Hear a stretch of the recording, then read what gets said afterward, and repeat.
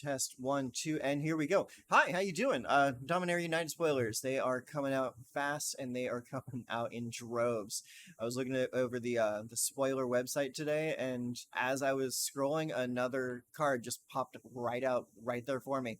I'm like, so sweet. Okay, let's just dive into it and see what we're gonna be getting in September, which is like 12 days away at this point.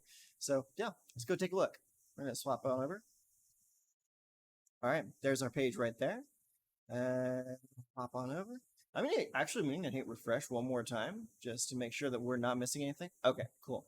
All right, so this, as far as I can tell, is the most up-to-date list of spoilers.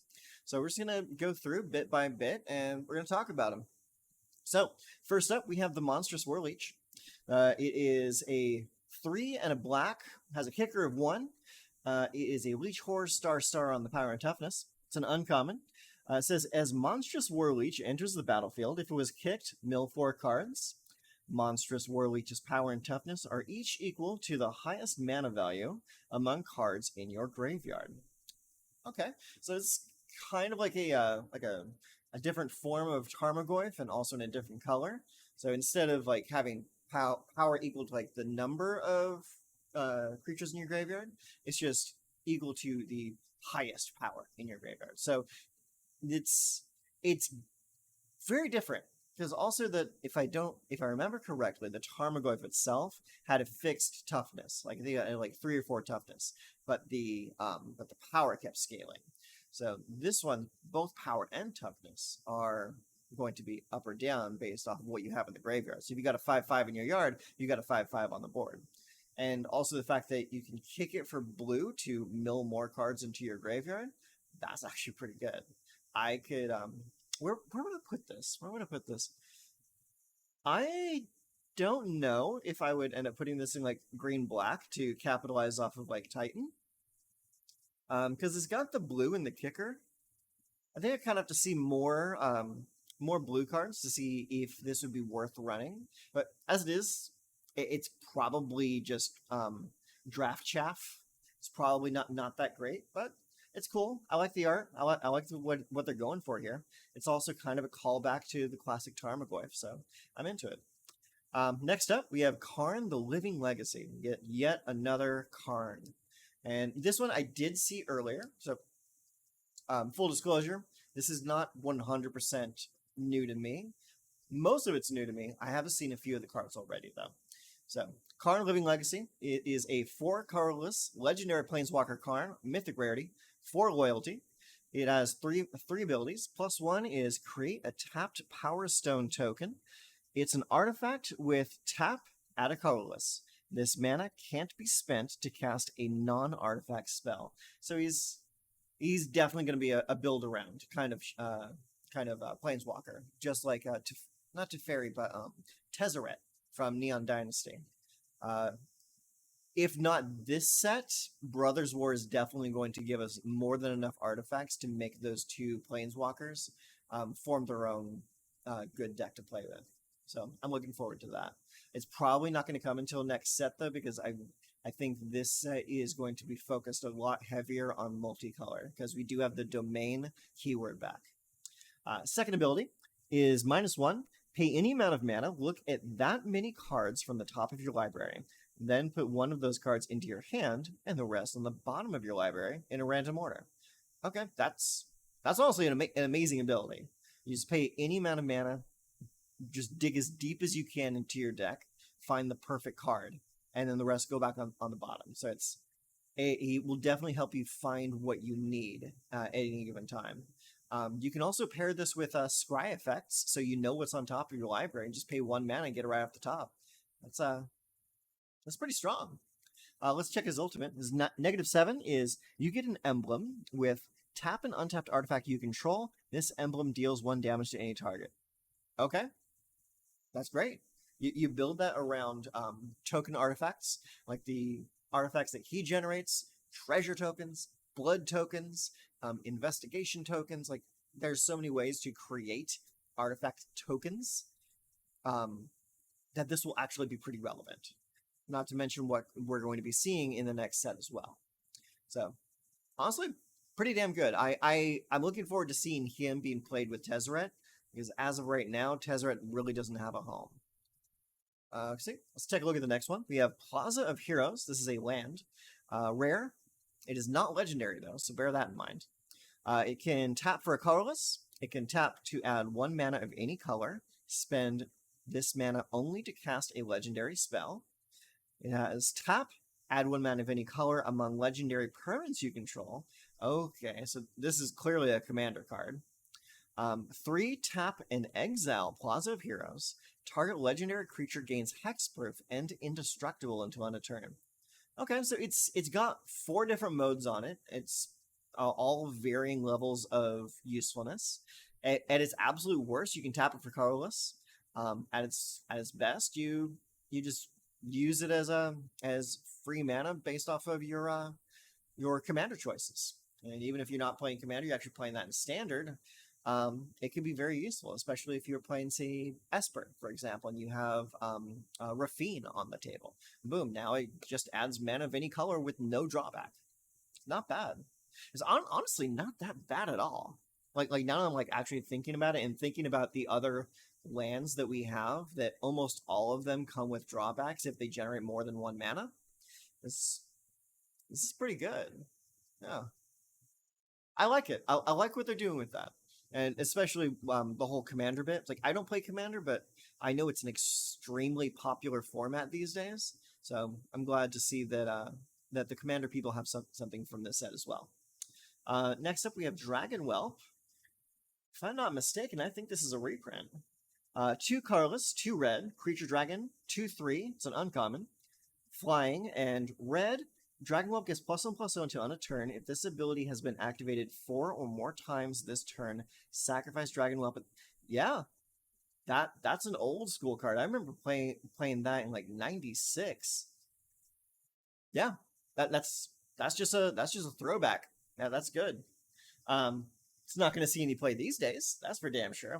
At 4 mana, you've got so much better things to do in red. You've got Thundering Raiju. You've got Atsuki. You've got just almost anything. It's like, isn't God, was it? I think Urabrask is actually 5 mana, not 4 mana. But I could be mistaken. I haven't played with that card in a while. But seriously, he will be showing up in draft. In draft and sealed, you will be seeing it, but you will not be seeing that in standard. Next up, you got Yavamaya Iconoclast. He's 1 and a green. He's uncommon. He's a 3/2, so you already got pretty good stats for the cost. And he's got a kicker of 1 red. So trample. When Yavamaya Iconoclast enters the battlefield, if it was kicked, it gets +1/+1 and haste until end of turn. Okay. So as far as standard, I don't really see a whole lot of that being played. I mean, it is pretty decent. But I think that you're going to see that a lot more in draft, and then you're going to see that in standard. If it came kicked in with a +1/+1 counter, you would see it a lot more. But just for 1 turn, +1/+1, and was it and haste? +1/+1 and haste, it could actually get there. I'm going to reserve judgment for now, but that just seems like a solid uncommon.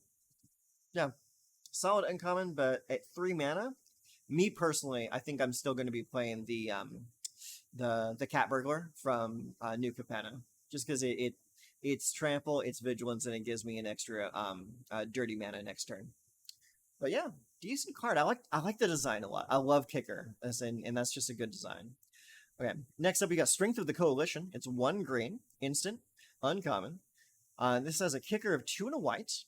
Target creature you control gets +2/+2 until end of turn. If this spell was kicked, put a +1/+1 counter on each creature you control. Okay. Target creature gets +2/+2 until end of turn. If kicked, +1/+1 counter on everybody. Okay, so at 4 mana, it's give you the target of your spell +3/+3. One of which sticks around, and the rest of the team gets a bump as well. That's pretty good. For green-white, that's going to definitely fit in Naya, And Naya is pretty strong right now. If you're doing either Naya humans or like the New Capenna style Naya with Jetmir and Ginny Fey, like that can be pretty solid. But does the deck need it? I don't know. Pretty good combat trick though. Don't forget it is instant speed. Let's move on. Protect the Negotiators. This is a 1 and a blue, instant, uncommon. Kicker for white, so total casting cost of 3 if you want the full effect. If the spell is kicked, create a 1/1 white soldier creature token. Counter target spell unless its controller pays 1 for each creature you control. Okay, I've seen this effect before. Did pretty well with white weenie splashing blue for like a little bit of counter backup. The important thing to consider here is it doesn't say counter target instant or sorcery spell or enchantment spell or artifact spells or creature spells, just any spell. So if you've got decent board presence, you can protect your board or counter whatever your opponent's going to come at you with just that, and also generate an extra unit off of the kicker. Or if you don't kick it, you just cast it for 2, and it's a functional reprint of, and I forget the name of the card, but this card existed back in the original like Rise of the Eldrazi era of Magic. I totally forget the card, but I remember playing it because I thought it was fun to play in a white weenie deck. But yeah, that's just a solid card. That's a card I would play. Yeah. Bant could use this as well because the kicker is white and Bant does generate a lot of units. So yeah, good card. I like it. Moving on, we got Keldon Flame Sage. For 2 and a red, you get a creature human shaman at rare. He is a 2/3, comes with the mechanic Enlist.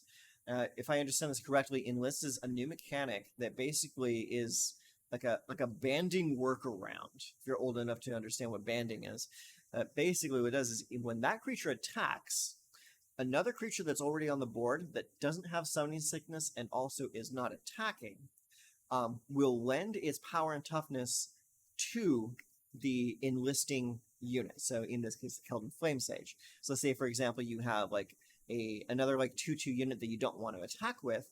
You can buff the enlisting unit to a 4/5 based off of the power and toughness of the unit being enlisted. So it's just borrowing power from someone else. So it's not quite banding, but it's a borrowed power mechanic. I like it. I think it's a pretty cool mechanic. It's not something that I've seen in a long time. Next up, whenever Keldon Flame Sage attacks, look at the top X cards of your library, where X is Keldon Flame Sage's power. You may exile an instant or sorcery card with mana value X or less from among them. Put the rest on the bottom of your library in a random order. You may cast the exiled card without paying its mana cost. That's pretty strong. Well, let's read that again and break it down.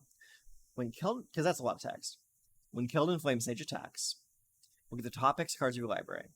X is Flame Sage's power, so that is going to be tied in directly with the Enlist. So you just attack with this, get a buff, look at the top X cards. So let's say, example, 5 cards.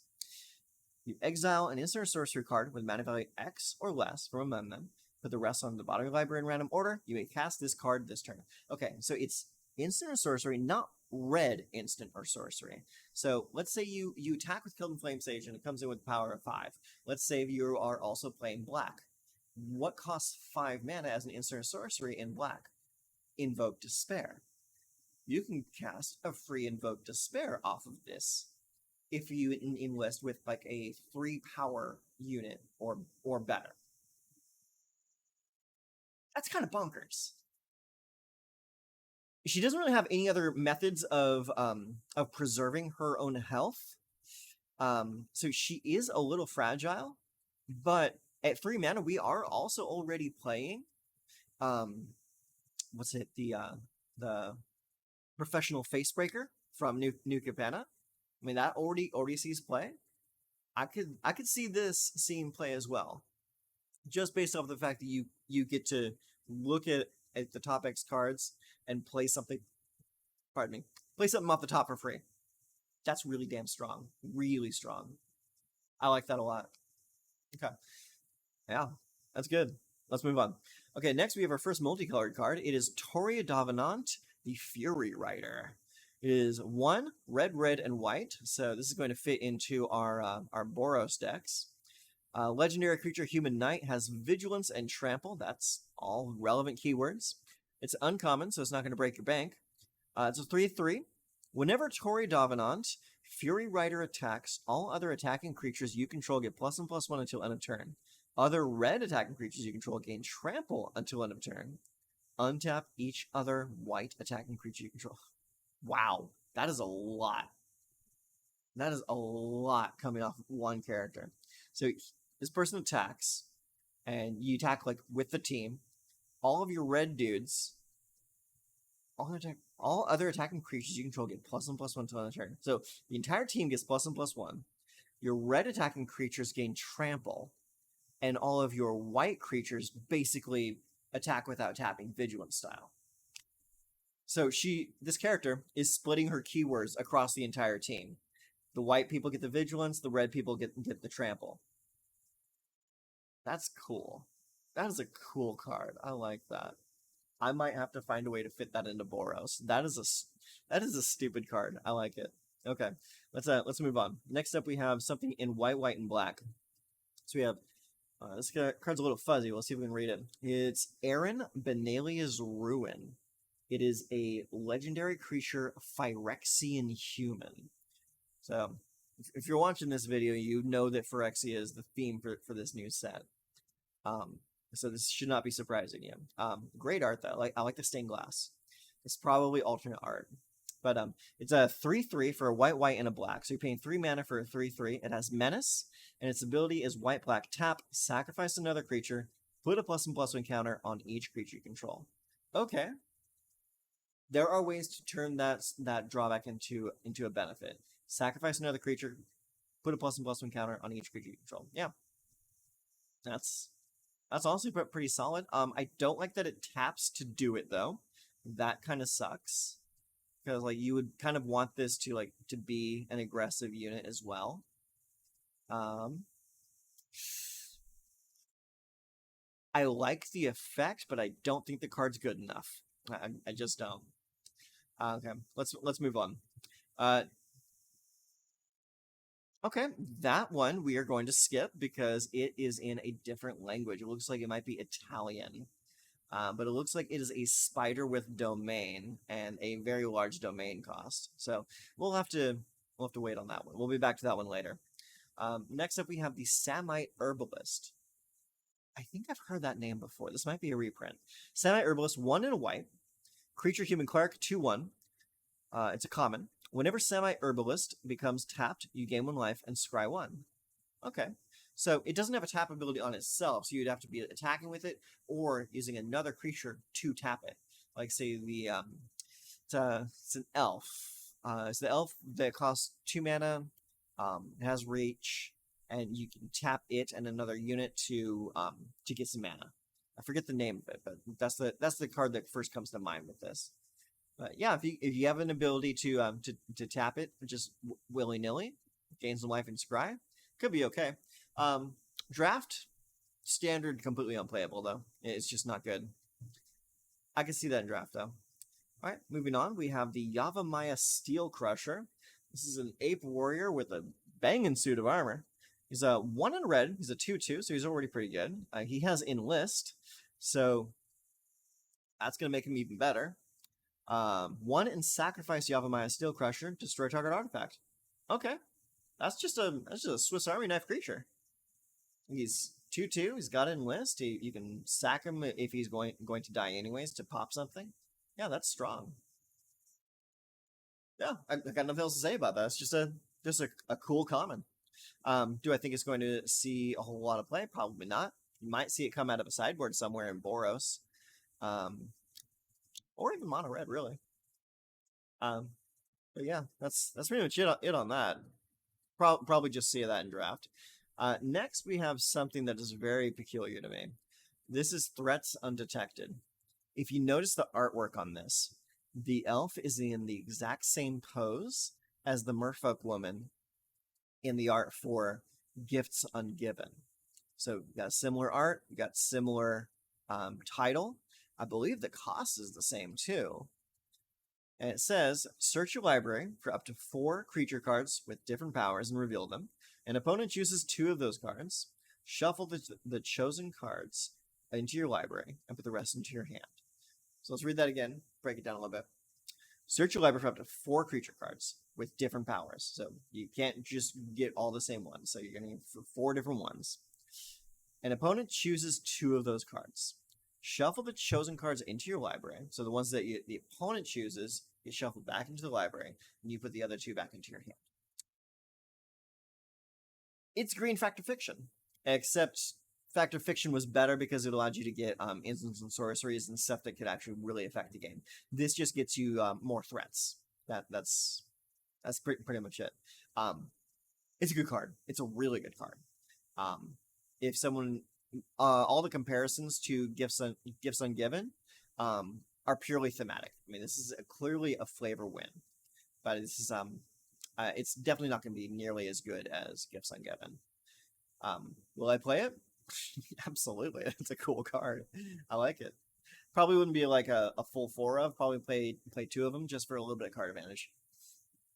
So let's see. What's next? Orca the Siege Demon. It's 5 red and black. It's a rare.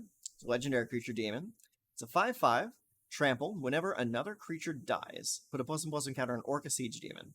When Orca dies, it deals damage equal to its power divided as you choose among any number of targets. Okay, so let's break that down a little bit. So whenever another creature dies, put a +1/+1 counter on Orca. So anything dies. That's your people, that's the opponent's people. It just gets bigger whenever something dies. And it's got Trample. When Orca dies, it deals damage equal to its power divided as you choose among any number of targets. So you can just do like the whole smattering of damage to the opponent's face, or you can break it up among creatures. So it's decent.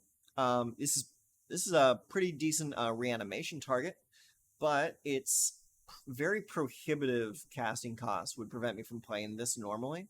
If I'm casting 7 mana for anything, it's going to be Green Titan of Industry. That's pretty much the only thing I would hard cast at 7 mana. But this is in black, so you do have access to resurrection effects. So this could see some play that way. Let's move on. We have Frostfist Strider. He's an elemental giant for 3 and 2 blue. He has Ward 2. When Frostfist Strider enters the battlefield, tap target creature an opponent controls and put a stun counter on it. Okay, this is kind of a new thing, so let's read this. If a permanent with a stun counter would become untapped, remove 1 from it instead.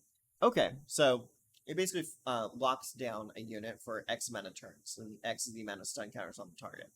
So basically just makes it so, like, if this... When Frostfist Strider enters the battlefield, put tap target creature. Okay, so it's not when it comes into contact with someone. It's just when it comes into play. It'll just freeze someone for a turn. That's not that great. It would be a lot better if it happened like on block or on block or blocking. That would have been a lot better. Just the on play, 5 mana 4/4. Nah, I don't think so. Honestly, I'd rather play a damn air elemental than this at 5 mana. Yeah, it's not good. Mesa Cavalier, 2 and white, human knight, 2/1, flying. When Mesa Cavalier enters the battlefield, gain 2 life. It's draft chaff. It's nothing special. Shana, the Purifying Blade. It comes in Bant colors. It's a 3/3, so you got 3 mana for 3/3. It's lifelink. That's strong. At the beginning of your end step, you may pay X. If you do, draw X cards, and X can't be greater than the amount of life you gain this turn. Okay, that's actually pretty decent.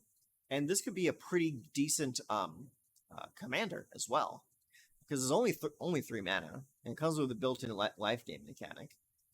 I don't like the fact that you have to pay the mana to draw the cards, but you can't have everything, I guess. It is on its own a pretty strong card. Will it find its way into a standard Bant list? I don't know. It's a good question. Because there's already a lot of cards fighting for those spots. But it looks pretty good to me. I kind of like it. I might play around with it if I get any in some packs. Next up, okay, so this is something near and dear to my heart is the Painlands. These are reprints from the oldest of the old school. These are lands that will hit you in the face for one if you tap them for their colored portions, or you can tap them for colorless. But the benefit here is they don't come into play tapped. You get the mana right away. So these, in my opinion, are going to be leagues better than all of those other comes into play tap lands. It's just sometimes you just need that mana right now and you can't wait. But yeah, there's going to be a whole cycle of these. It looks like they're all going to be opposing color. We'll probably get the friendly color ones next set. But this one, Yavamaya Coast, glad to have it back. Next up, Torsten, the founder of Benalia. 5 green, white for a 7/7 legendary human soldier. When Torsten, founder of Benalia, enters the battlefield, reveal the top 7 cards of your library. Put any number of creature and or land cards from among them into your hand, and the rest on the bottom of your library in a random order. When Torsten dies, create 7 1/1 white soldier creature tokens. Okay. Again, 7 mana for a 7/7 that doesn't have any form of evasion. It doesn't have menace, doesn't have flying, doesn't have trample, none of that. He's just a beefy boy. But he does play into the theme of Bant Swarm. Or not Bant Swarm. He's not Bant, he's Selesnya. He's white green. Like Selesnya Swarm tactics. So he's probably not going to see a lot of play in standard.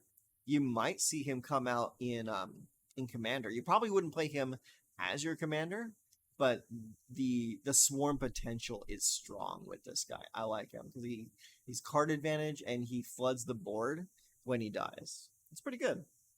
Let's take a look at the next card. Next one is Cut Down. It's a single black mana for an instant, uncommon.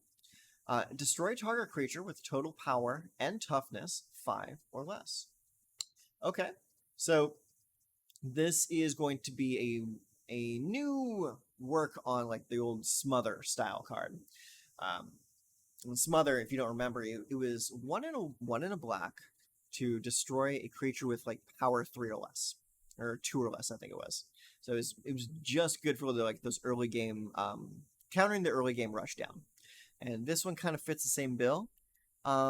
It's nowhere near as good as Bloodchief's Thirst. That card was just way too good for its own good. But this could probably see some sideboard action. Maybe run 2 of it in the main if you are worried about a whole lot of aggro in your meta. But not bad. It's a not bad card. I love cheap removal. Cheap removal with a drawback is aces for me. I absolutely adore it. So next up, we have Join Forces. It's 2 and a white. Untap up to 2 target creatures. They each get +2/+2 until end of turn. Okay. Solid combat trick.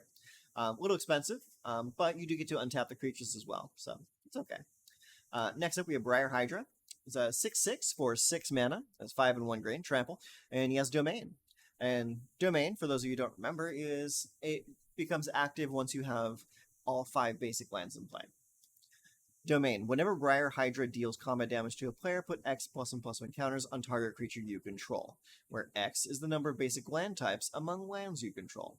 Okay, that's good. That's pretty good. Trample. Yeah. He deals combat damage to a player, put X +1/+1 counters on target creature you control. So that's either him or another creature. And X is the number of basic land types you control. Yeah, so you don't have to pay into it for its effect. It just happens based off of however many lands you control. Yeah. You know, I think I might have misspoke. I think Domain isn't active when you get all 5 basic lands. I think it's just more powerful for the amount of basic lands that you have out of the 5 basic. And it just maximizes at 5. Okay. Yeah, I think that's right. It's been a long time. Next up, we have Ragefire Hellkite. He's a 5/3 flyer for 4 colorless and 2 red. He's a dragon.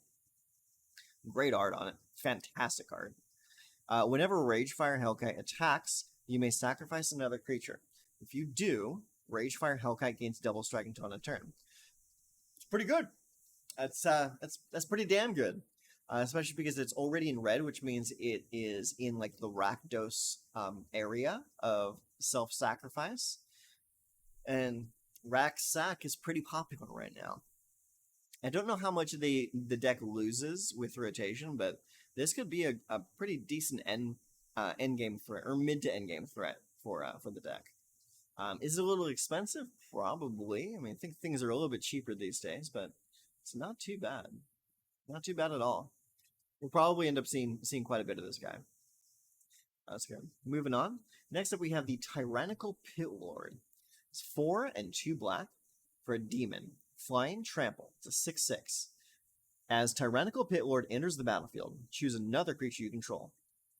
The chosen creature gets +3/+3 and flying. When Tyrannical Pit Lord leaves the battlefield, sacrifice the chosen creature. Okay. And it is only creatures that you control, so you can't like target an opposing creature to tag it with that ability. Yeah, yeah. That's just a great ability. It's like it's already a 6/6 flying trample for 6 mana. 6 mana is not too expensive for all of that action. The fact that it binds like another character to it, that kind of sucks because like you can just get this thing exiled or destroyed in any amount of ways. So, like the amount of removal is rampant right now, so that could be a risky play. But if it pays off, you get another creature with +3/+3 on it. So it's a risky gamble. I like it. I like that style of play. Moving on. Cosmic Epiphany, 4 and 2 blue, sorcery rare. Draw cards equal to the number of instant and sorcery cards in your graveyard. Jeez. That could get out of hand. But it's a 6 mana sorcery. I don't like it because it says sorcery on it. If it was an instant, one, it would be biggity busted, but two, it would actually be playable. Yeah, I don't think this is a very playable card. We have so many other cards that draw a bunch of cards at sorcerer speed that never see any play. Because if you're playing blue, you just don't want to leave yourself open like that. I mean, it's just a bad look. You just don't do it. Yeah, I think I'll be passing on this one. There's so many better ways of drawing cards. Next up, we have the Sarah Redeemer. 3 and 2 white. Creature, angel, soldier, 2/4. Flying whenever another creature with power 2 or less enters the battlefield into your control, put 2+1/+1 counters on that creature. It has potential, but it's another risky play. Just like the Tyrannical Pit Lord, it's a risky play. It could go really well. It could snowball really hard if you've got like the right curve to play with this. But if let's say for example you're like in the mid to late game and you're like your opponent just wiped your board, they're taking control of the game, and this is what you draw off the top of your deck.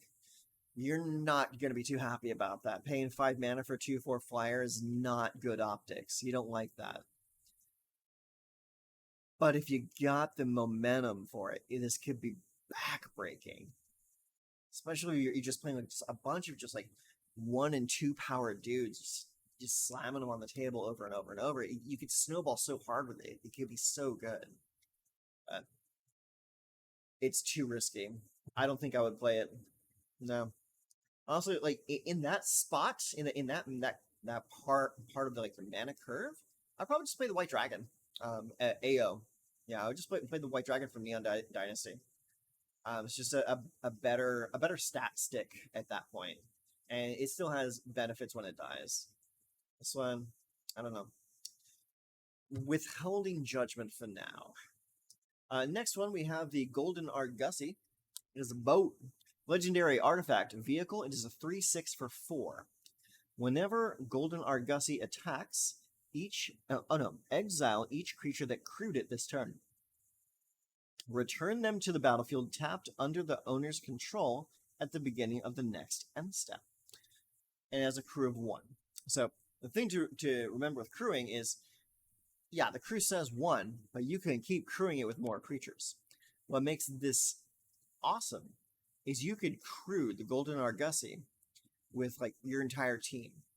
and then drop a wrath effect. You cast like depopulate or something, and just wipe the board clean, and then get all of your dudes back after they pop out of the boat. It's like a nice little storage box. You shove all your dudes away, you wrath the rest of the board, and boom, your team's still there. It's I like it. It's not good, but I like it. I think it's a cool card. And I like effects like that. Like where you can just shove your team into a portable hole and say, we'll see you guys in a couple minutes. I like that. Let's move on though. Next up we have the Reaver Cleaver.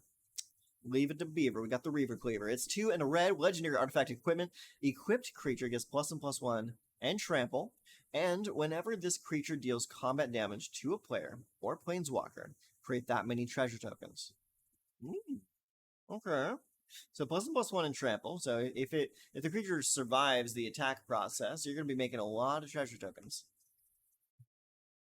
I could see that working pretty well with creatures with menace. The Professional Facebreaker comes to mind. This could go pretty well in a Jund deck. A Jund deck that has like a top end of what's the person? Zeatora, the dragon. That could see play there. But just the fact that it only gets +1/+1 and trample, I'm hung up on the stats though. I'm hoping that just being hung up on the stats won't deter me from playing this, because like this effect is really cool. It's a very cool effect.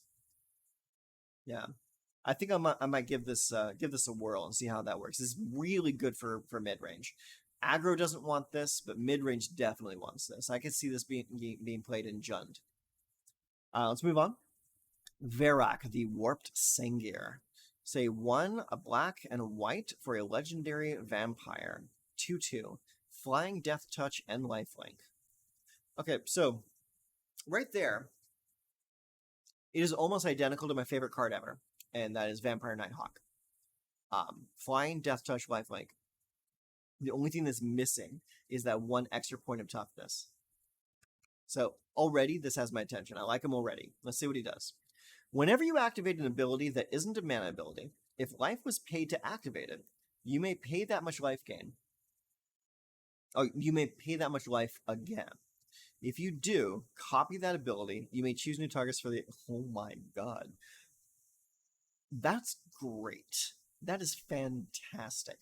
I just need to compile a list of all the other cards that have a pay life cost, because that is a fun ability. So like already it's already a 2-power flyer with Death Touch and Lifelink. It's already decent, but to have that ability slapped onto it, I like it. I like it a lot.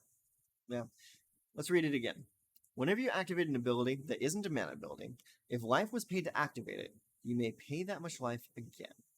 Okay, so it's only if you pay life a second time do you get to copy it a second time. So that's good. That's good. So it makes it kind of balanced. So like you can't just copy like any effect.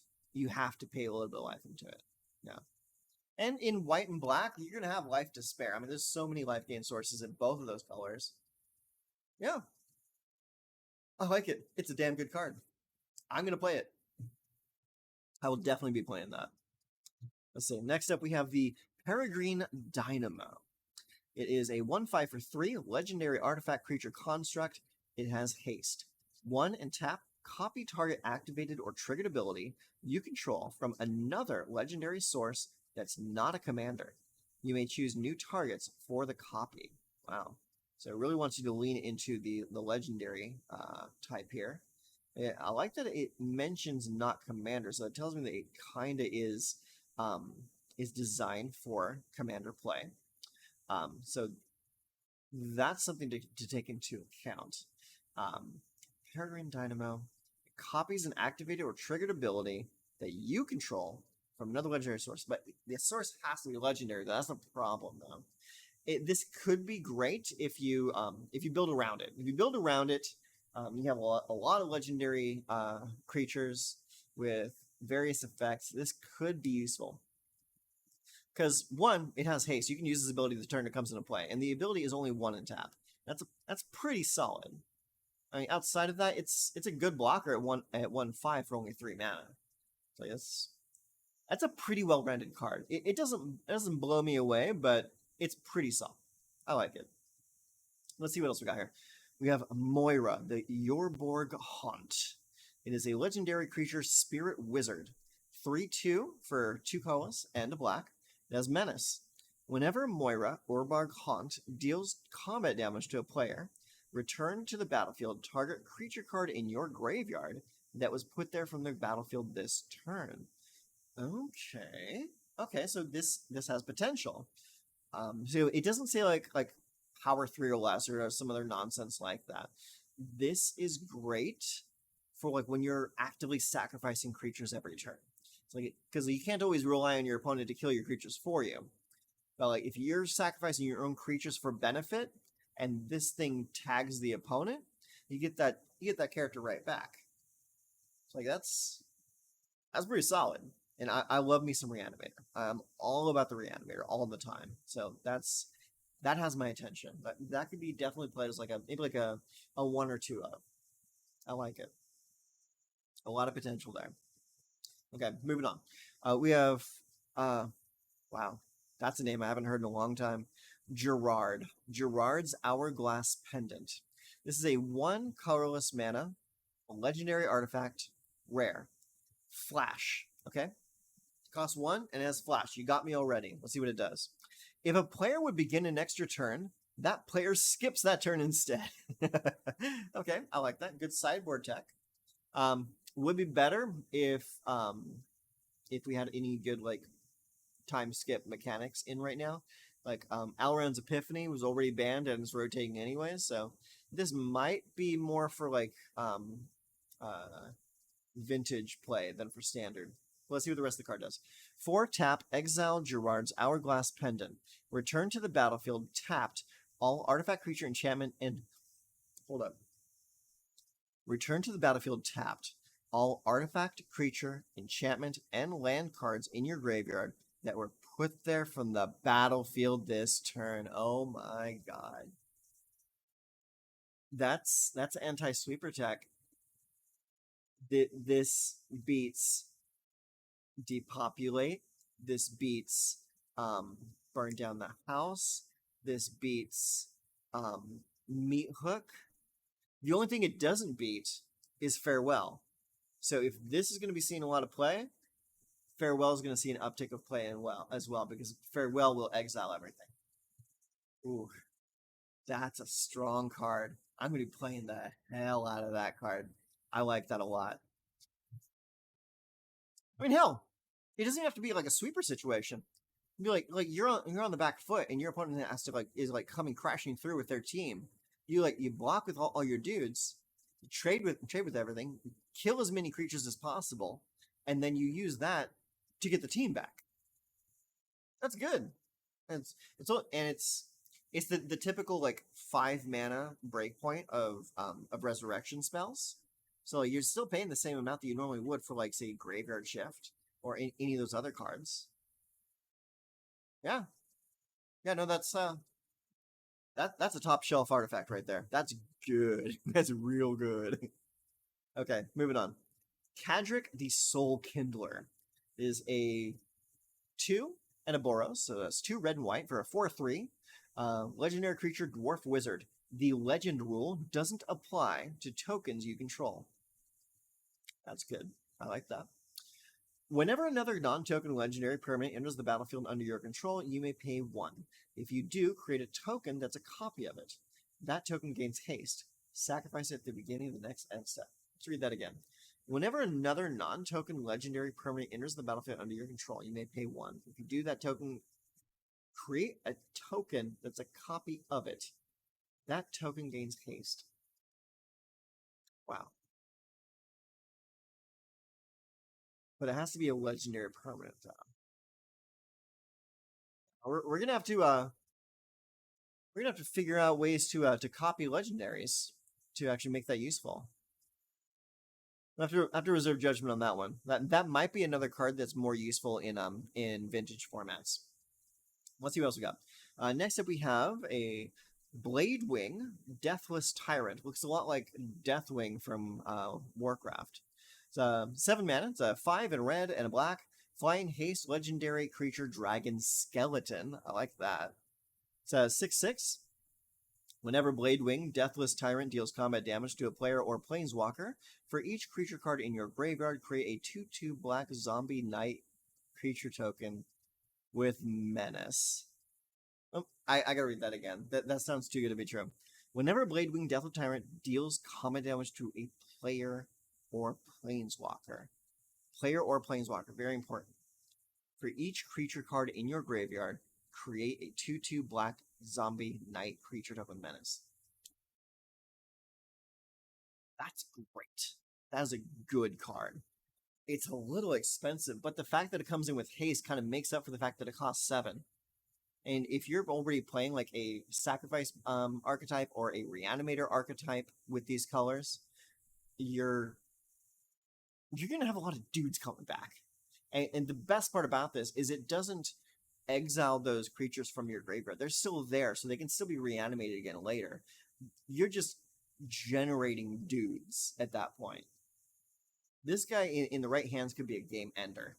I like that a lot. Very good card. Next up, we have Zeriam the Golden Wind. For 3 colorless and a white, you get a legendary creature Griffin. 3/4, flying. Whenever a Griffin you control deals combat damage to a player, create a 2/2 white Griffin creature token with flying. Griffin Tribal. I don't know if we're going to see enough Griffins in this set, but this could be something for like casual, vintage, old school stuff. Non-competitive, of course. Feels like you're playing Griffin Tribal at that point. But it's okay. It's pretty cool. Yeah. Whenever a Griffin you control deals combat damage to a player, create a 2/2 white Griffin creature token with flying. Yeah. It just makes more Griffins. Yeah, it's not bad. And like on its own, because it is a Griffin, you're paying 4 mana for a 3/4 flyer. If this just connects once, you're still getting a 2/2 dude. So yeah. If you're just playing like that, pretty decent for limited. For like blue-white flyers limited, could be pretty good. Yeah. That could actually be good. Okay, let's see what else we have here. Next up, we have Shanid the Sleeper's Scourge. It is 1 red, white, black for a 2/4 menace. Other legendary creatures you control have menace. Whenever you play a legendary land or cast a legendary spell, you draw a card and lose 1 life. I like it. I like it a lot. Other legendary creatures you control have menace. Okay, that's strong right there. It has menace itself. And whenever you play a legendary land or cast a legendary spell, which that could be a creature spell, also by the way, you draw a card and you lose a life. Pretty good, yeah. That seems pretty good to me. Power's a little low for 4 mana. I would like this to be a 3/3 possibly. But the fact that it gives you free card draw just for playing more legendary dudes, that's pretty good. I can see that being very good in Commander. Commander could definitely make use of it. Chaotic Transformation. Is there an English version of this card?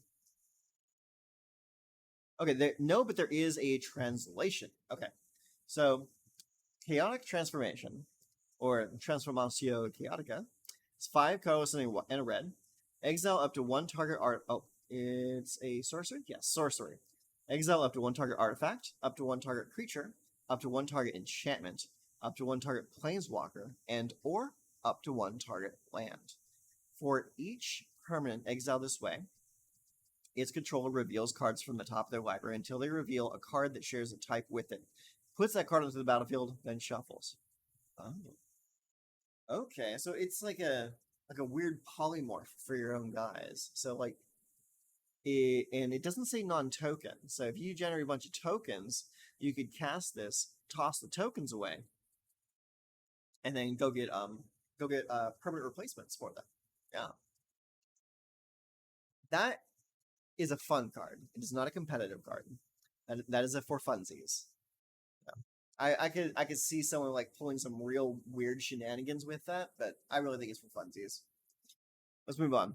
Next up, we have in white and blue, we have Aisha Tanaka, the armorer. Aisha Tanaka. I think that's a reference to one of the old legendary creatures from Legends. Let's see. 3 colors, white and blue. It's a 2/4. Whenever Aisha Tanaka, armorer, attacks, look at the top 4 cards of your library. You may put any number of artifact cards with mana value less than or equal to Aisha's power from among them onto the battlefield tapped. Put the rest on the bottom of your library in random order. Aisha can't be blocked as long as defending player controls 3 or more artifacts. Oh, there's artifact walk. That's cute. Yeah, I think that might be a one of the commander cards. You know, like the box topper commander cards. Yeah, I like that though. It's a pretty cool effect. I don't think I would play that in any form of standard though. So yeah. Next up, we have the Balduvian Atrocity. It's 2 and a red. It comes with kicker of red, or no, 2 and a black, kicker red. It's 2/3 Phyrexian Berserker. Menace. When Balduvian Atrocity enters the battlefield, if it was kicked, return target creature card with mana value 3 or less from your graveyard to the battlefield.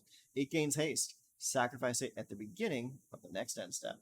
Okay, so it just allows you to bring a guy back for like just one more hit. So you probably want to play him in an aggressive or mid-rangey style deck. Potentially you want to be getting things that have comes into play effects, comes into play triggers. Like say like it comes into play, discard a card, or it comes into play, kills another creature or something like that. You want positive effects from bringing another dude in, especially if he's just going to die this turn anyways.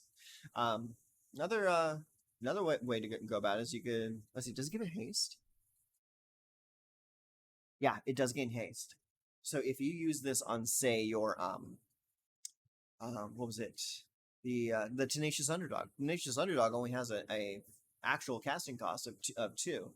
You can use this on the dude, get him into play, get in for some beats. Yeah, and not have to take the hit of 2 life to make it happen. So you don't pay the blitz cost, but you also don't get the blitz card draw at the end. So yeah, interesting. I think it's a draft card though.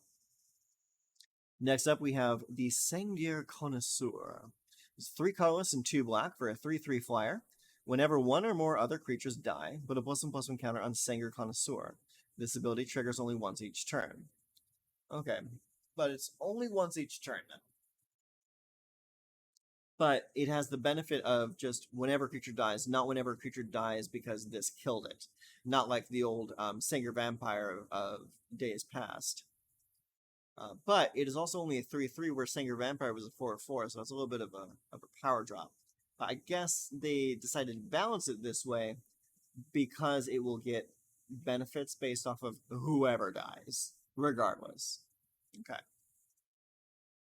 So yeah, not bad. Draft card though. Draft card. Writhing Necromass. That is a series of words that I'm very happy exist now. I like this. Writhing Necromass. It is a 6 and a black for a creature zombie giant. This spell costs 1 less to cast for each creature card in your graveyard. Oh. Okay. Also draft chaff. You're not going to be playing this in standard, I don't think. Like what you got like 3 guys in the graveyard. You drop this card's cost by 3.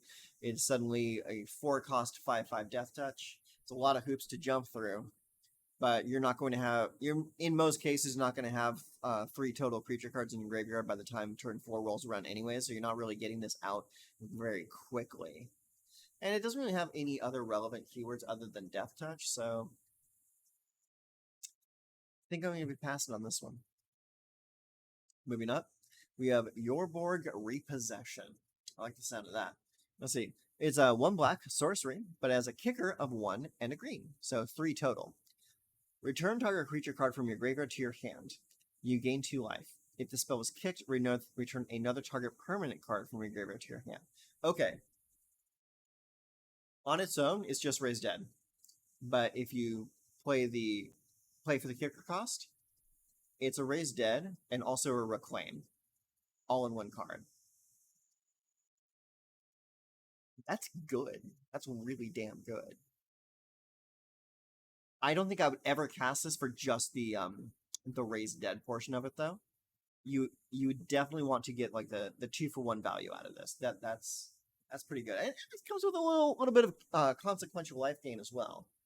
So that could be pretty useful. And I do like me some green and black. So this might see some play out of me, but me personally, if I'm going to be resurrecting, I prefer to be resurrecting from the graveyard directly into play because I like cheating mana costs. But yeah, not bad, not bad. Let's see what else we got. Next, we have Scout the Wilderness. It is a 2 and a green, kicker, 1 and a white, so 5 total. Search your library for a basic land card, put it into the battlefield tapped, then shuffle. If this spell was kicked, create 2 1/1 white soldier creature tokens.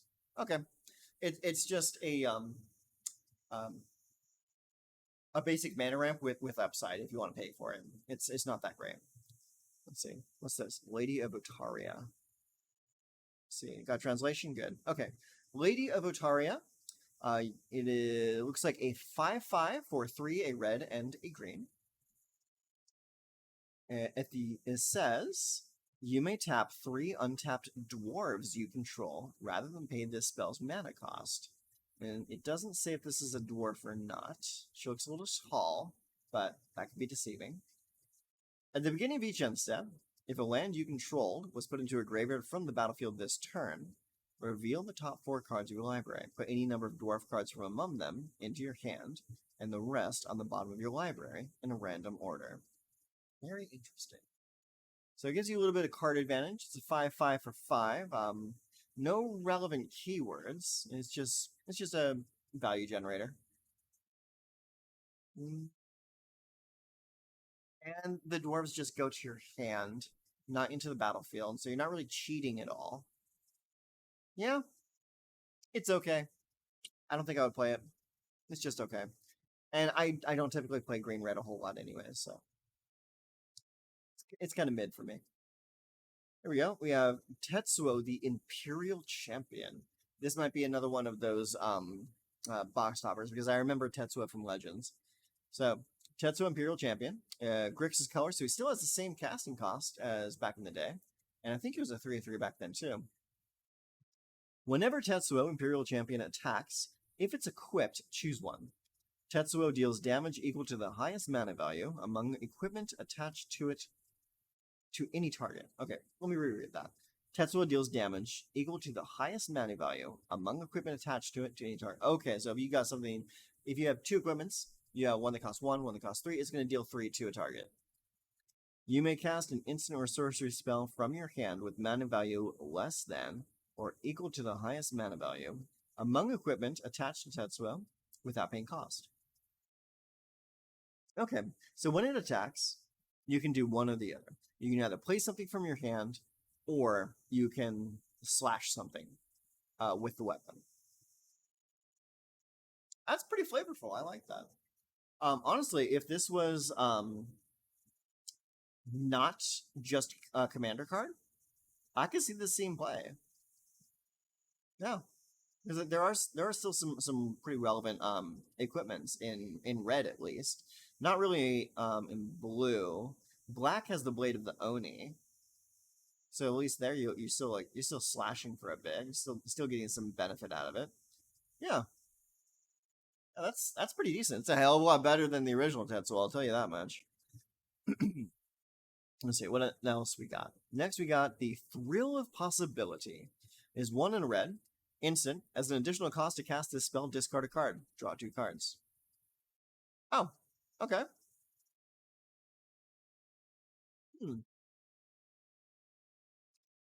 I kind of like Big Score more, just because it gets you the extra treasure tokens. But at 2 mana, you're casting this card, so that's 1 card out of your hand already. And then you discard another card, and then you get two more cards. So you're not really generating card advantage with this. You're just replacing 2 cards in your hand with 2 new cards. So it's kind of like cycling with extra steps. But for red, that's actually pretty solid card draw. I'll just be honest. It seems pretty honest to me. I like it. Yeah. Let's see what else. Voda Sea Scavenger is a 3/2 for 3. It has domain. When Voda Sea Scavenger enters the battlefield, look at the top X cards of your library. X is the number of basic land types among lands you control. You may put one of those cards on top of your library. Put the rest on the bottom of your library in random order. Oh, okay. So it's kind of scryish based off of your domain. That's not bad. It's just when it comes into the battlefield though, like not like every turn or anything or on attack. Volshe Tide Turner. We have a Merfolk. It is a 1/3 for 2, and it taps for add a blue. Spend this mana only to cast an instant restore spell or a kicked spell. Okay, that's not bad. Mana generation for relevant card types in blue, not bad at all. Yeah. Next is Vishino Branch Rider. It's a 1/1 for 1 red, or kicker of 2 and a green. If Vishino Branch Rider was kicked, it enters the battlefield with 2 +1/+1 counters on it. Activate ability of 2 in red, and Vishino Branch Rider gets +2/+0 until end of turn. Okay. It's a draft card. Nothing special. Snare Spinner is 1 in a green for a 1/3 reach. Whenever Snare Spinner blocks a creature with flying, Snare Spinner gets +2/+0 until end of turn. Okay. Another draft card. Nothing special. It's just another spider. Molten Monstrosity. It's a Hellion. I haven't seen a Hellion in so many years. I love that art. The Hellions themselves are just so cool. Alright, it's 7 in a red. Really effing expensive. This spell costs X less to cast, where X is the greatest power among creatures you control. 5/5 tranquil. Okay. So like if you're playing a beefy boy deck, this could be pretty decent. X less. Let's say you got another creature with 5 power on it, which is totally doable in the early to mid game. That drops the casting cost by 5 down to 2 and a red. So play for 3. A 3 mana 5/5 trample is nothing to scoff at. I don't think we're gonna see that being played though. Not in standard at least. So you'll probably see that in draft. You see it in sealed. Really good for sealed though. Yeah. Not standard possible at all though. Next we got Magna Goth Sentry. It's 3 in a green for a 4/4 reach. Draft chaff. Nothing special. Let's see who this guy is. Tobias. He is a 3/2 for 2, a white and a blue. Flash. When this dies, create a 2/2 black zombie creature token for each non-token creature you control that died this turn. Oh, wow. Okay, but that's just when he dies, though. So this won't trigger if a Wrath effect goes off and clears the entire board. But if the rest of your team dies and then he dies, you get zombies. So it's okay. It's okay. Vine Shaper Prodigy. I think we're getting into the portion of the spoilers that are all commons, uncommons, draft quality stuff. You're not going to be too impressed by it. So Vine Shaper Prodigy is kicker, 1 in a blue. Casting cost is 1 in a green, so 4 total. We got 2/2. It's an Elf Druid. When Vine Shaper Prodigy enters the battlefield, if it was kicked, look at the top 3 cards of your library. Put one of them into your hand, rest on the body of your library in order. Yeah, draft card. Tattered Apparition, 3 in a black. It's a shade. It's a 2/2. It's flying. Tattered Apparition gets +1/+1 until on a turn. Okay, yeah, so it's another shade. I always like the shades because the shades can get out of hand, but it is a little expensive though. If the shade itself costs say 2 or 3, it'd be much better. But I just don't think we're paying 4 mana for a shade at this point in the game. Toxic Abomination is a Phyrexian zombie with badass art. That looks so cool. Okay, it's a 3/2 Phyrexian zombie. When Toxic Abomination enters the battlefield, you lose 2 life. That's garbage. Yeah, not good. It's 2 mana for 3/2. It's okay. I mean, you're gonna be playing that with draft maybe. Take Up the Shield. It is 1 in a white, instant. Put a +1/+1 counter on target creature. It gains lifelink and indestructible until end of turn. Hey, I like that. That's a very good combat trick, especially if you're running low on health. Stall for time. 2 in white and kicker 1 in the blue. Tap up to 2 target creatures. If the spell was kicked, put a stun counter on each of those creatures. Oh, not bad. Expensive, but not bad. Tolarian Terror is a 5/5 serpent for 6 and blue. This spell costs 1 less to cast for each instant and sorcery card in your graveyard, and it has Ward 2. I'm seeing this as a cycle, like 1 for like each color. This is the one that would probably see the most play for me, just because 1, it has Ward, making it more difficult to take care of, and 2, I'm a control player. There's going to be a lot of instants and sorceries in my graveyard, so this might actually see play. But not much. I still think it's draft quality, because I just think there's better things for me to do with my mana. Let's see. Tolarian Geyser is 2 and a blue with a kicker of white. Return target creature to its owner's hand. Draw a card. If the spell is kicked, you gain 3 life. That's good. That's really good. Yeah, for 4 mana, you get a lot for 4 mana. It's return a creature card to its owner's hand. Draw a card. If the spell is kicked, you gain 3 life. So yeah, it's not going to be that great against hasters, but this because it's a sorcery. But it'll be decent for 1 clearing the way. This can also be used on your own creatures in case you want to do some kind of like board wipe or something. But yeah, you're getting a lot for 4 mana there. I kind of like it. Next up is Najal the Stormrunner. It's an Ifrit wizard. I like that. So it's a 5/4 for 2 red or 2 blue and 1 red. You may cast sorcery spells as though they had flash. Ooh, that's strong. I like that. Whenever Najal the Stormrunner attacks, you may pay 2. If you do, when you cast your next instant or sorcery spell this turn, copy it. You may choose new targets for the copy. Okay. So when he attacks, you may pay 2. If you do, when you cast your next instant or sorcery spell this turn, so not just during combat, but just this turn, copy it. Instant or sorcery, you can cast your sorceries as though they had flash, and you can just copy it for 2 colorless if this guy attacks. The only problem is he doesn't have flying. If he had flying, this card would be amazing. It'd probably be rare instead of uncommon. That's really good. Yeah, I can see that being a little bit of a build around. So let's see what else we got. We got Defiler of Vigor. It's 3 and 2 green. It's a 6/6 trample. So already I like it because it's undercosted 6/6. And trample. As an additional cost to cast green permanent spells, you may pay 2 life. Those spells cost 1 green less to cast if you paid life this way. This effect reduces only the amount of green mana you pay. Whenever you cast a green permanent spell, put a +1/+1 counter on each creature you control. Wow. That's really good. That's really good.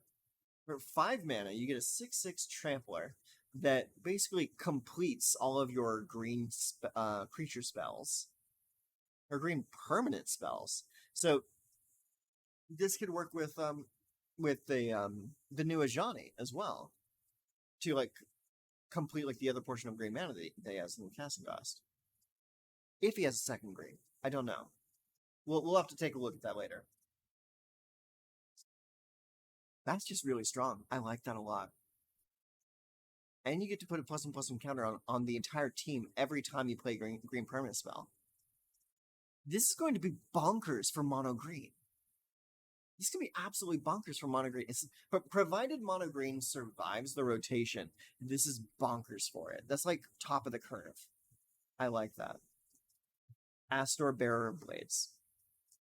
So this is a 4/4 human warrior for 2, a red, and a white. When Astor Bearer Blades enters the battlefield, look at the top 7 cards of your library. You may reveal an equipment or vehicle card from among them and put it into your hand. Put the rest on the bottom of your library in a random order. Equipment you control have equipped 1. Vehicles you control have crew 1. Okay, so he's just a value boy. Look at the top 7 cards of your library. Reveal an equipment or vehicle card from among them. Put it into your hand. Yeah, that's solid. especially if you're playing him like on turn 5, so you have that extra mana open. And you just bring out an extra vehicle, bring out an extra equipment. Yeah, I like that. That's good. Micromancer. Okay, I like that based off the name alone. 3 and a blue for a 3/3 human wizard. When Micromancer enters the battlefield, you may search your library for an instant or sorcery card with mana value 1. Reveal it, put it into your hand, then shuffle. I like that. I like that a lot. So there's a lot of solid 1 mana instants or sorcery cards you can go for. You can go into red and go get like Voltaic Surge. You can stay in blue and you have access to things like Opt. You have um, Fading Hope. You go into black for the new 1 mana removal spell. I think it was called Cut Down or something like that. There's a lot of solid options there. Yeah, I like that. Ideas don't have to be big to be great. You're absolutely right. Yeah. All right, moving on. We have Resolute Reinforcements. 1 and a white for a 1/1 flash. When Resolute Reinforcements enters the battlefield, create a 1/1 white soldier creature token. Yanni. Okay. It flashes in and comes in with a buddy. I like that. That's just a solid card. Lightning Strike. 1 and a red, instant. Lightning Strike deals 3 damage to any target. I think that's a reprint, and I'm happy to see it because I like seeing three damage to any target for only 2 mana. Okay, we have to click on this one for a translation. So this is United Forces.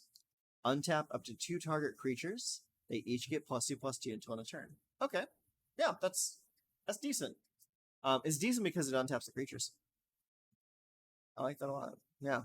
Untap 2 creatures +2/+2. That's a great combat trick. Your opponent comes in expecting to come in for the win. Boom, you're up and ready. I remember seeing a card kind of like this in original Kamigawa, and I remember playing it quite a bit because that untap was really strong. Let's see. Next we have the Sphinx of Clear Skies. It is a 5/5 for 3 and 2 blue, flying, ward 2. So that right there, pretty awesome. 5/5 at 5 mana, so that's 1 power and toughness per point of mana spent, and it has flying and ward 2. That right there, that could just be the card and done. Let's see what the rest of it does. Domain. Whenever Sphinx of Clear Skies deals combat damage to a player, reveal the top X cards of your library, where X is the number of basic land types among lands you control. An opponent separates those cards into 2 piles, puts 1 pile into your hand. This thing casts Fact or Fiction when it hits you in the face. That's bonkers. That is a bonkers card. Yeah, you're going to be seeing a lot of that card. Moving on. Nemata, the Primeval Warden. It's a 2 green-black for a 3/4 with reach. It is a legendary creature tree folk. That's why it has the reach. If a creature an opponent controls would die, exile it instead. When you do, create a 1/1 sapling token. All right, that's pretty awesome. Sorry about that. 1 green and sacrifice the sapling. Nemata Primeval Warden gets +2/+2 until end of turn. Okay, that's decent. At least then you have a use for the sapling tokens. Or 1 and a black, sacrifice 2 saplings, draw a card. Oh, okay, cool. If a creature an opponent controls... Okay, yeah, so you just kill a bunch of your opponent's creatures, you get a bunch of dudes. This will pair excellently with Meat Hook Massacre. Herd Migration. 6 and a green. Sorcery. Domain. Domain, create a 3/3 green beast creature token for each basic land type among lands you control. All right. So you can get a maximum of 5 3/3 Beastie Boys. 1 and a green. Discard Herd Migration. Search your library for a basic land card, reveal it, put it into your hand, then shuffle. You gain 3 life. Boom. That's your Domain activator right there. That's the card you're going to be jamming 4 of in your deck, just so you can get all your mana. And it goes to your hand. It doesn't go into play, so it's not ramp. It's just mana fixing. And you also gain 3 life off of it. Yeah, not bad. Oh, we got a Morrow. What's this? Territorial Morrow. Domain. Oh, sorry. 4 and a green. Star. Domain. Territorial Maro's power and toughness are each equal to twice the number of basic land types among lands you control. Alright, cool. So you can be up to a 10/10 if you have Domain. Not bad. Doesn't have trample or any form of evasion, so you're gonna have to find a way to give that to him. But yeah, big beef. Okay, now we're getting into the stuff that really tickles my fancy. Braids. Braids the Arisen Nightmare. I saw this one already, but I just gotta talk about it. Braids the Arisen Nightmare is a 3/3 for 1 and 2 black. Legendary creature Nightmare. At the beginning of your end step, you may sacrifice an artifact, creature, enchantment, land, or planeswalker. If you do, each opponent may also sacrifice a permanent that shares a card type with it. For each opponent who doesn't, that player loses 2 life and you draw a card. I played the shit out of the original Braids, like the absolute shit out of it. So long as you have a way to keep generating permanents to sacrifice to Braids, she is an absolute monster. Just like an absolute control monster. I remember back in the day, I used to play this with Squirrel Nest, and I would just generate squirrel tokens over and over and over every single turn and feed them to Braids every turn to make the opponent sacrifice more permanents. But just this right here, this costs 1 less than the original Braids. The original Braids was 4. It was 2 colorless and 2 black. And it was a 2/2. This time she's a 3/3 for only 3 mana.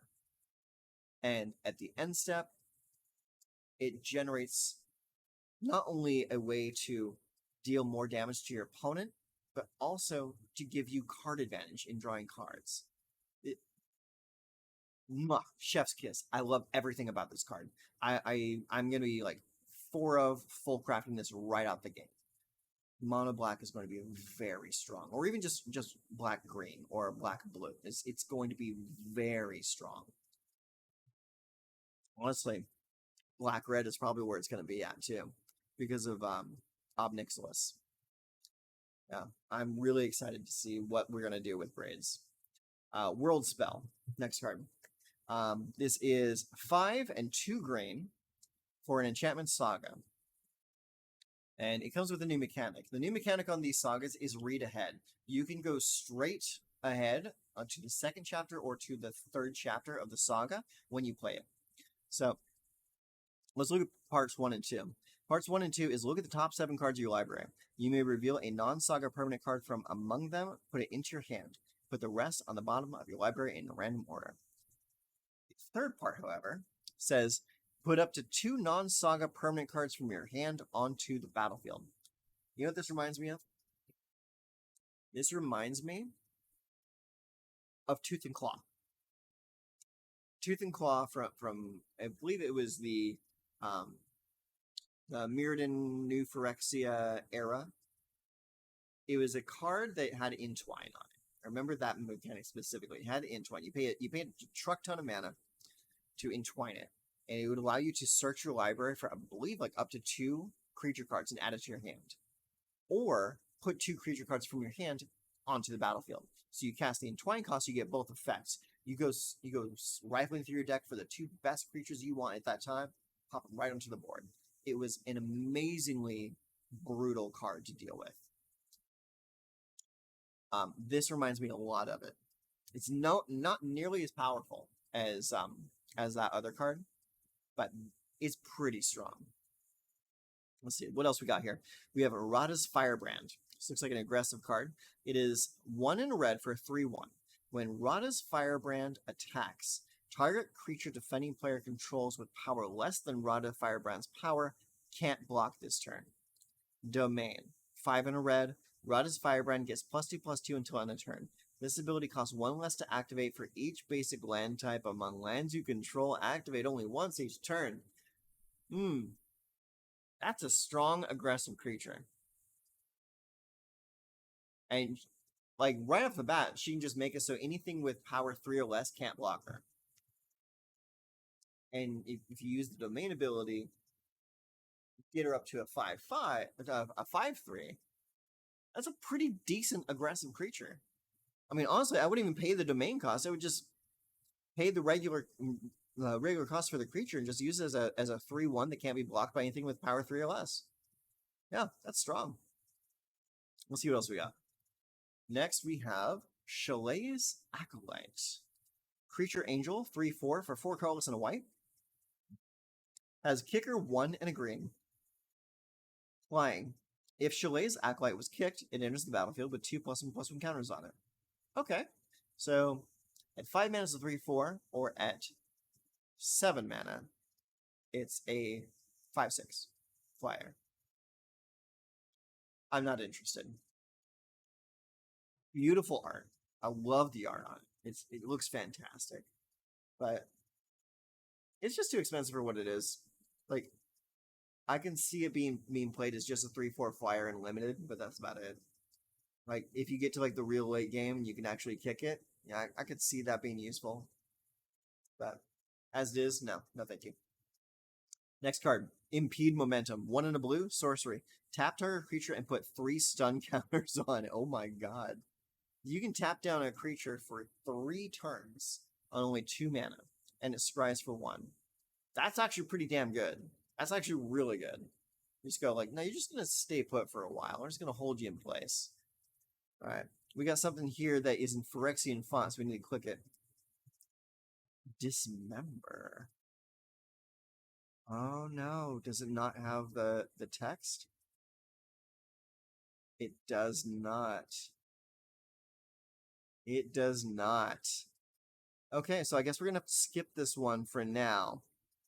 Pretty sure we'll figure out what that does later. But interesting is it has 2 Phyrexian mana in the casting cost. That's going to be real hot.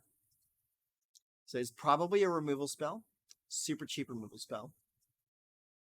Yeah, we'll have to remember this one for later. If I'm not mistaken, I think that might even be a reprint. Let's see, what else do we have here? Okay, here's the one that everyone's freaking out about. A Johnny has been completed. A Johnny the Sleeper Agent is a legendary planeswalker Johnny with 4 loyalty for 4 mana. It is 1, a green and a white, green or white, or complete for you pay the cost by paying 2 life. And a white. He is completed. +1, reveal the top card of your library. If it's a creature or planeswalker card, put it into your hand. Otherwise, you may put it on the bottom of your library. Reveal the top card of your library. If it's a creature planeswalker card, put it into your hand. Otherwise, bottom library. Okay, that's decent. It gives you a little bit of card advantage. -3. Distribute 3+1/+1 counters among up to 3 target creatures. They gain vigilance until end of turn. Distribute 3+1/+1 counters among up to 3 target creatures. They gain vigilance until end of turn. Okay, that's alright.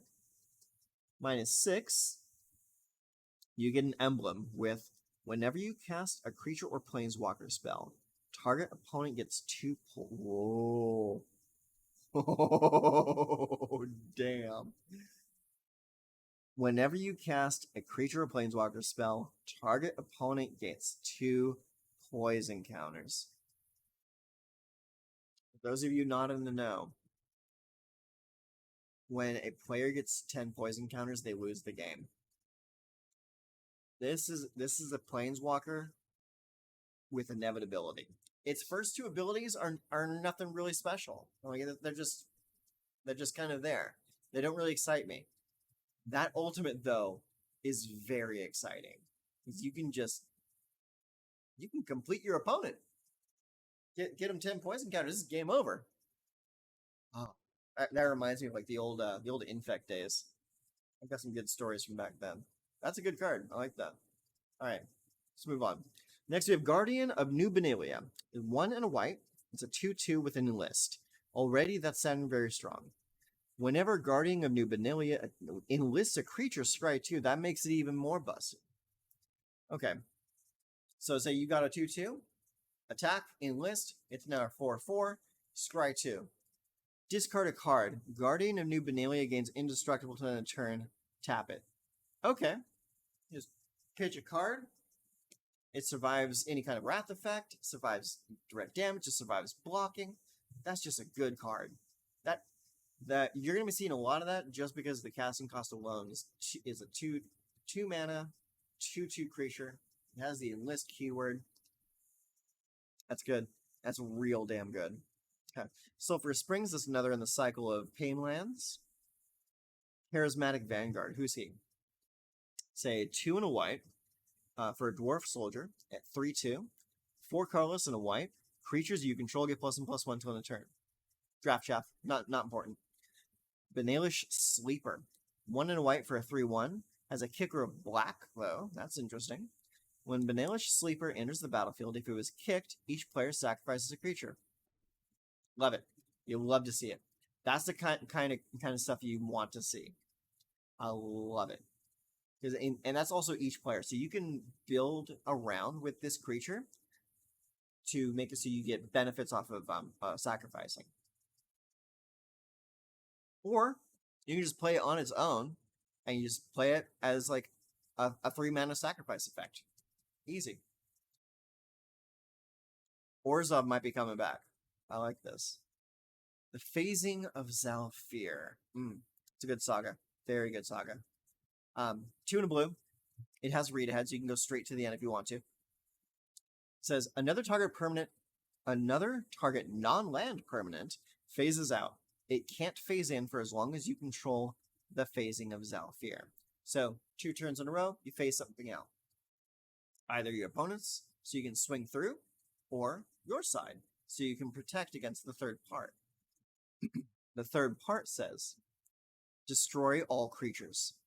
For each creature destroyed this way, its controller creates a 2/2 black Phyrexian creature token. It's a blue Wrath of God. But instead of killing everything, it just kind of transforms them all into Phyrexians. So that could have like some foreboding for this year with the whole Phyrexian invasion thing. Because like story wise, we know that Teferi tried to save Zhalfir by phasing it out of the time stream. Now, let's say for example, this phasing of Zhalfir, he phased it out so far, like he has no idea when it's going to come back. But when Zhalfir does finally come back, like everyone that's there is dead or completed, and they just comes back with like just a bunch of Phyrexians pouring out of it. That can be like an absolute horror. And I'm all for it. I would love to see that happen. But yeah, this is exceptionally strong card. I like this a lot. Archangel of Wrath. 2 colorless, 2 white, 3/4, kicker black, and or red. So this is like a multi-kicker situation. You can kick once on either side, or you can do both. Flying, lifelink. It's a 3/4. When Archangel of Wrath enters the battlefield, if it was kicked, it deals 2 damage to any target. When Archangel of Wrath enters the battlefield, if it was kicked twice, it deals 2 damage to any target. So you can play it as a 3/4 flying lifelink. Not bad at 4 mana. Not bad at all. Or you can come in and you can hit something for 2. Or hit something for 2 and then something else for 2. Or hit the same thing for 4. And all the while you're gaining 2 and 4 life for this interaction. That's just a damn good card. That's a damn good card. We're gonna be seeing a lot of that card in standard, definitely. Nishoba Brawler. Trample, star 3, domain. Nishoba Brawler's power is equal to the number of basic land types among lands you control. And it's 1 and a green. That's honestly strong enough to probably make its way into standard if domain becomes a thing. I mean, it's even if you're just playing like mono green, you're paying 2 mana for a 1/3. You pay it in 2 colors. It's a 2/3. 3 colors is a 3/3. So on and so forth. Like this card right here probably has the most chance of success of actually breaking into standard. Carpelson Forest is another Painland. Here's an interesting guy. He is the Filer of Dreams. It is a Phyrexian Sphinx. 3 colorless, 2 blue, 4/3, flying. As an additional cost to cast blue permanent spells, you may pay 2 life. Those spells cost 1 blue less to cast if life was paid this way. This effect reduces only the amount of blue you pay. Whenever you cast a blue permanent spell, draw a card. So this is kind of like the green worm of like kind of like a similar effect. So like it basically allows you to complete anything blue that you play, and whenever you do that, you draw a card off it. So great card advantage. It's a 4/3 flyer for 5. Amazing art as usual. It's good. But now we're moving on to the card I'm the most excited for, bar none, and that's Sheoldred the Apocalypse. It's such a cool card. I'm more excited for this card than anything else. I am snap crafting 4 Sheoldreds and 4 Braids first day of the expansion. This is so good. Sheoldred the Apocalypse, 2 colors, 2 black. It's a 4/5 death touch. Already overstated for the cost. Beautiful creature. Whenever you draw a card, you gain 2 life. Awesome. Benefits. Whenever an opponent draws a card, they lose 2 life. Now, here's why this is going to be such a stupid card. Because you can build this with Obnixilis. And you can make it so, like, when you ultimate Obnixilis and make an opponent draw 7 cards and lose 7 life, they're actually drawing 7 cards and losing 21 life. Because they're losing 7 life off of Bobby, and they're losing 14 off of Sheoldred, if they're both on the table at the same time when that goes off. It's ridiculous. It's a potential OTK if your opponent's not gaining life. This is chef's kiss. Love this card. I will be playing this probably every day until it rotates. I love this card. I like all the other Praetors that we've seen, Jin-Gitaxias, Urabrask, the green one, I can't remember the green one's name. Vorinclex, that's it, Vorinclex. All of them. Decent cards. This one takes the cake. So good. Next, Joyra the Ageless Innovator. 2/3 for a red and blue. Good stats for cost. Tap, put 2 Ingenuity counters on Joyra Ageless Innovator. Then you may put an artifact card with mana value X or less from your hand onto the battlefield, where X is the number of Ingenuity counters on Joyra. She is a Ether Vial for artifacts.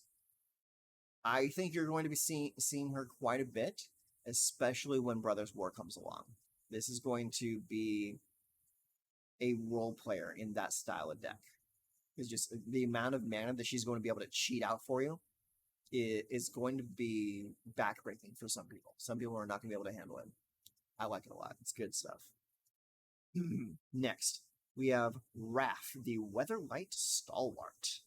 Legendary creature, human wizard. 1/3. Whenever you cast an instant or sorcery spell, you may tap 2 untapped creatures you control. If you do, draw a card. 3 and 2 white. Creatures you control get +1/+1 and gain vigilance until end of turn. It's okay. I think it's like a draft card, honestly. But this one isn't. Solkanar the Tainted. Solkanar the Tainted is 2 in Grixis colors, 5/5. Legendary creature, Elemental Demon. At the beginning of your end step, choose one that has not been chosen. 1, draw a card. 2, each opponent loses 2 life. You gain 2 life. 3, Solkanar the Tainted deals 3 damage to up to 1 other target creature or planeswalker. And 4 is exile Solkanar, then return it to the battlefield under an opponent's control.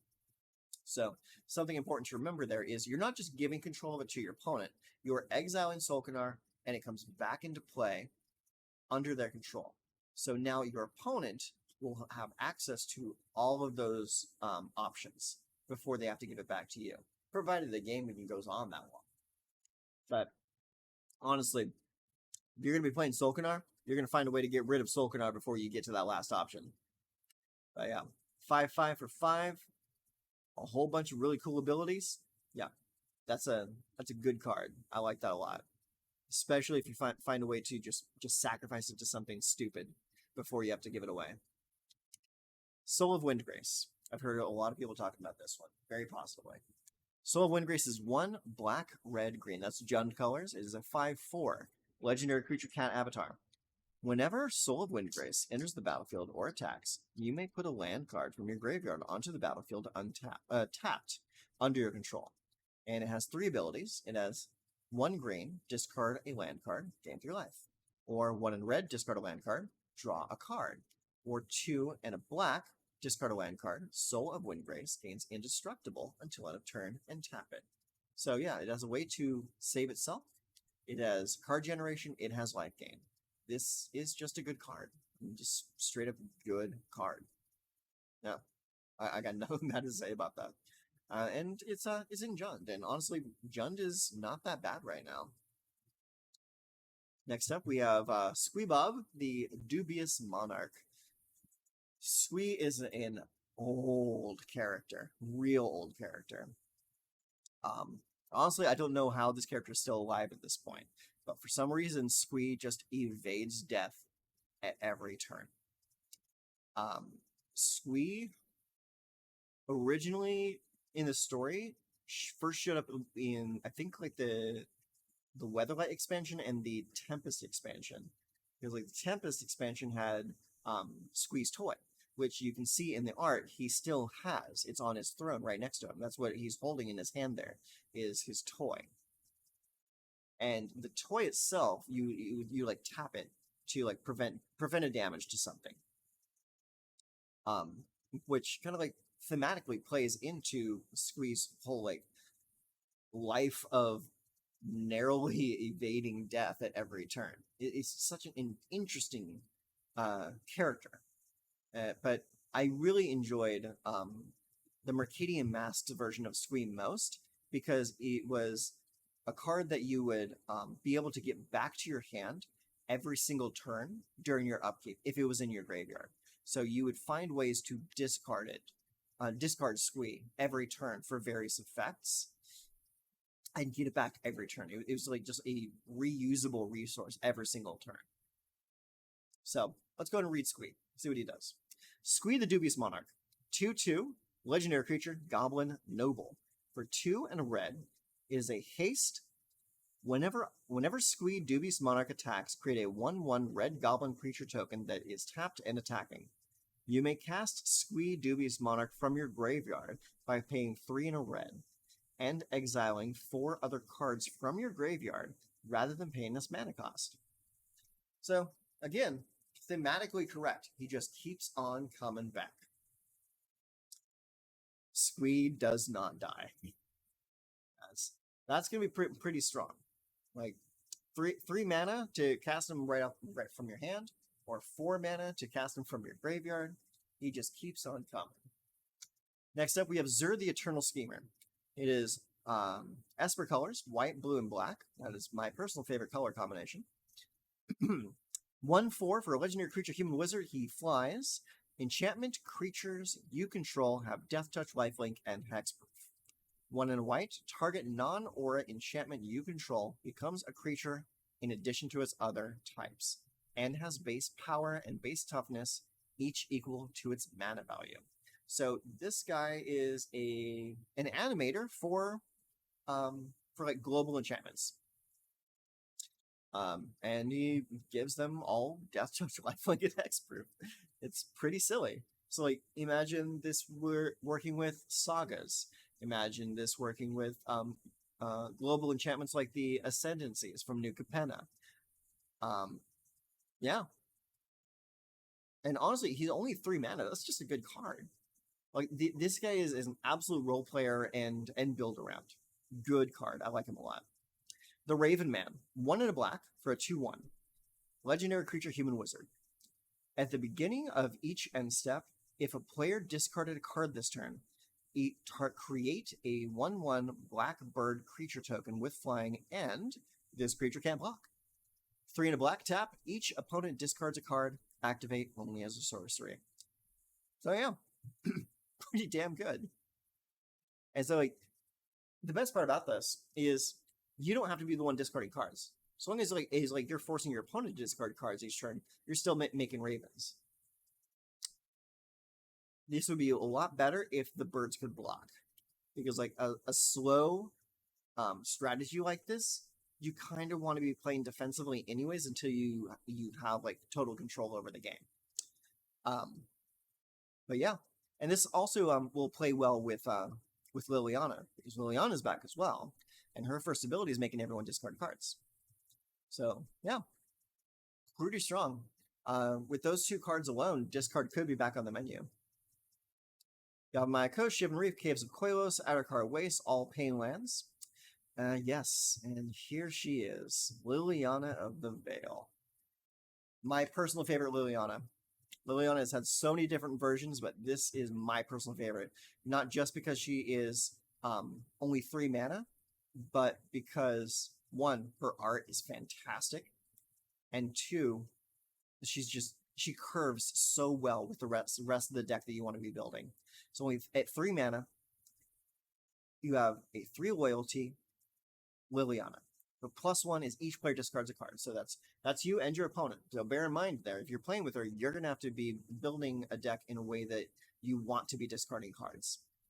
Her -2 is target player sacrifices a creature. So that's only one-sided, so that's good. And her -6 is separate all permanents target player controls. That did not say non-land permanents. It said all permanents.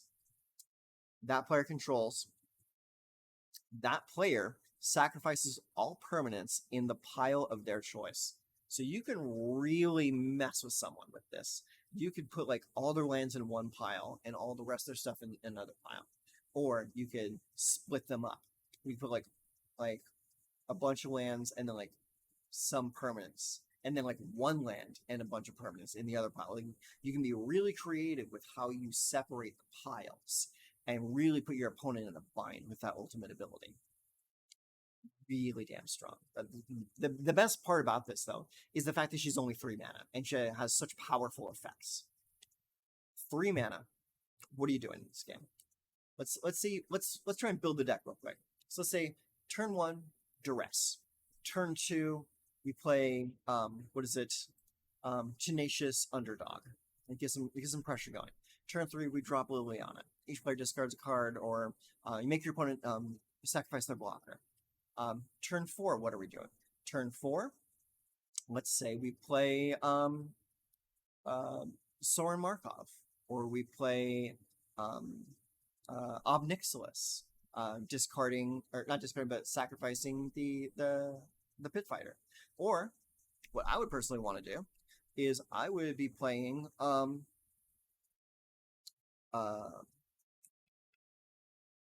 Heavy. Play the Heavy, the 6/4 from New Capenna. So that on the following turn, you can sacrifice it to Bobby Nix to get the ultimate effect off. But more realistically, on turn 4, I'm going to be playing Sheldred. And now that we have Sheldred on the table, turn 5, we play Invoke Despair. It's like it is such a strong curve from turn 1 to turn 5. You are putting so much disgusting pressure on the opponent. It's like there's so much going on. Black is... I'm going to be slinging a lot of swamps in the near future is what I'm saying. I'm thinking I'm going to be building black-red coming up with Heavy, with Sheldred, with Braids, with Tenacious Underdog, with Meathook Massacre, with Bobby Nix. It's like there's so much here to do. And like it's gonna be a lot of fun. It's gonna be a lot of fun. All right, enough of that. Moving on to the last card is Shivan Devastator. Flying, haste, Shivan Devastator enters the battlefield with X +1/+1 counters on it. It's a living fireball. It's pretty good. I think I might have actually touched on this before, but it is Flying Haste 0/0, comes in with X +1/+1 counters, and X is the cost. It just comes in as a living fireball. Yeah, and you can actually cast it twice, or hit the opponent twice if it survives the first turn. I mean, hell, just play it on turn 4 as like a 3/3 Flying Haste, or play it as like as a 5/5 a couple turns later. So it's It's pretty good. It's pretty damn good. Looks like we have a second page here, though. Oh, we do, yes. And yes, I believe we did talk about these in the past. Yes. Yeah, we did talk about these in a previous video. So yeah, we don't have to go over all these again. But yeah.